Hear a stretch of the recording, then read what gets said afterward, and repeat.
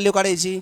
याला शॉर्टमध्ये लिहिलं की झालं -3/2x प्लस 2ने याला मल्टिप्लाय करा किती झालं 2/9 मायनस मायनस प्लस किती झालं 3/4. हे बाकी ॲज इट इज आपल्याला लिहायचं आहे, काहीच बदल नाही करायचं त्याच्यामध्ये. लगेच किती आलं -3/2x प्लस आता here is calculation 4 2 8 plus 27 divided by 36 बाकी as it is. Here is -3/2x plus what is the answer of this 35/36. मग कम्पेअर करा. मग ही व्हॅल्यू आपण कम्पेअर केली कशाला एला किती आलं -3/2.